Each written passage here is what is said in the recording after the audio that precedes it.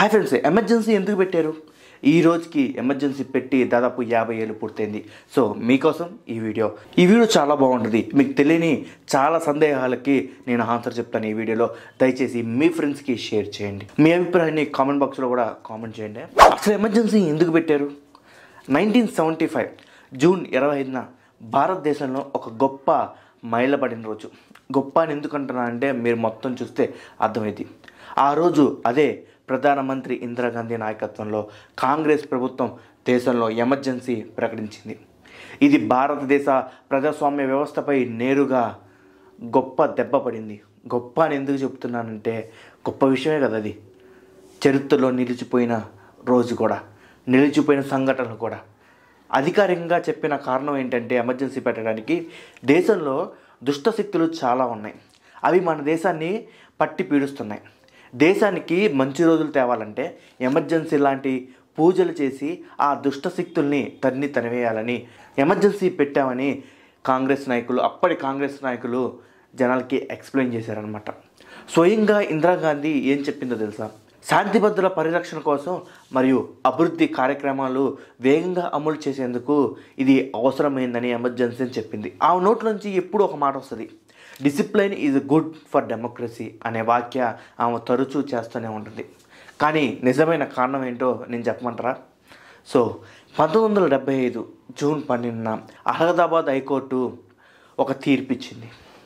Indira Gandhi 1971లో Rae Bareli Uttar Pradesh parliament ఎన్నికల్లో మోసం చేసి గెలిచిందనే ఆరోపణలు ఉన్నాయి. అప్పుడు అహ్మదాబాద్ హైకోర్టు ఒక తీర్పు ఇచ్చింది.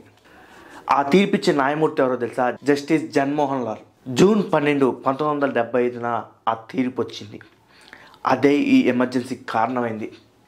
ఆమె ఎంపీగా ఉండటానికి అనర్హులని కోర్టు తీర్పిచ్చింది.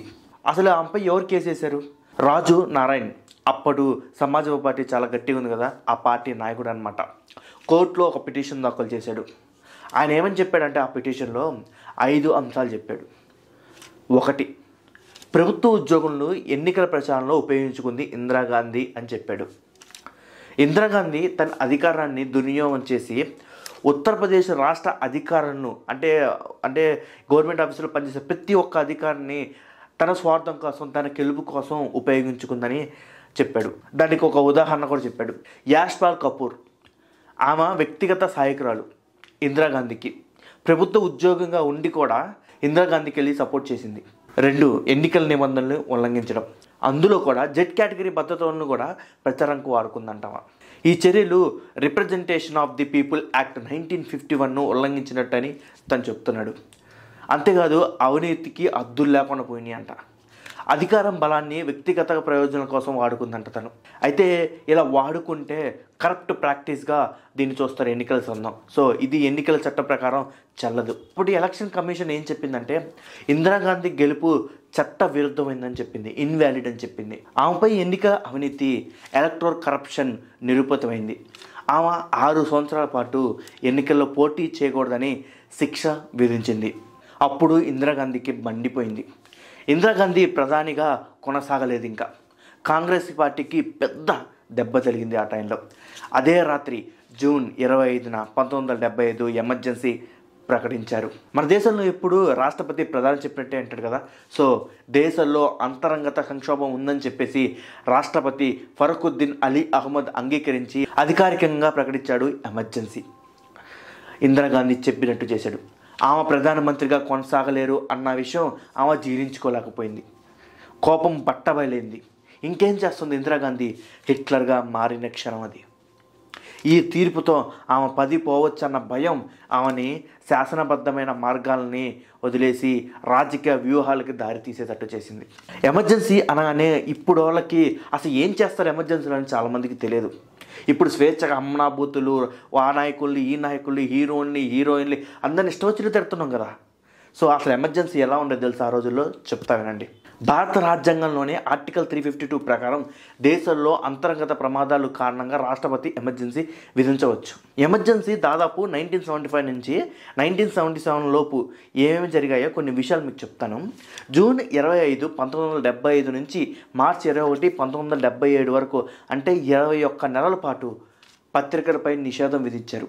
మీడియాపై తీవ్ర నియంత్రణ, గవర్నమెంట్ సెన్సార్ చేసి వార్తలు ప్రచురించబడతాయి. తెలుసా మీకు?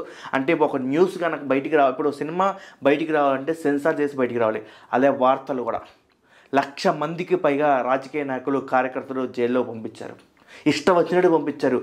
ఎవరన్నా యాంటీగా తిరిగితే ఎమర్జెన్సీకి లోపలైండ్రా ఇంకా అనేవాళ్ళు. అంత క్రూరత్వంగా చేశారు. మానవ హక్కులు ఉల్లంఘన జరిగింది. కొందరిపై విచారణ లేకుండా జైలుకి పంపించారు. అసలు కన్నెర్ర చేస్తే చాలు జైలుకి పంపించడం, ఏదో కేసు పెట్టడమే. ఇంకా దరిద్రమైనది ఏం తెలుసా? పిల్లల పుట్టకుండా చేయటం.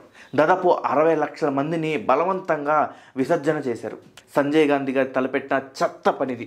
భారతదేశ చరిత్రలో కాదు, రాజీవ్ గాంధీ చేసిన పెద్ద తప్పు ఈ ప్రపంచంలోనే ఎవరు చేయలేదనుకుంటా. ఫోర్స్డ్ స్టెరిలైజేషన్ అంటే కనపడ్డ ప్రతోడికి ఇంజెక్షన్ చేసి పిల్లలు పుట్టకుండా చేయటం. దాదాపు 60 లక్షల మందిని పిల్లలు పుట్టనీయకుండా చేశారు. అంటే జనాభాను తగ్గించడానికంట. ఇది ఇంత చెత్త పని చేశారు రాజీవ్ గాంధీ గారు ఆ టైంలో. చాలా పెద్దది ఇది, చాలా పెద్ద చెత్త పని ఇది. ఎంతమంది జీవితాల నాశనం అయ్యో తెలుసా?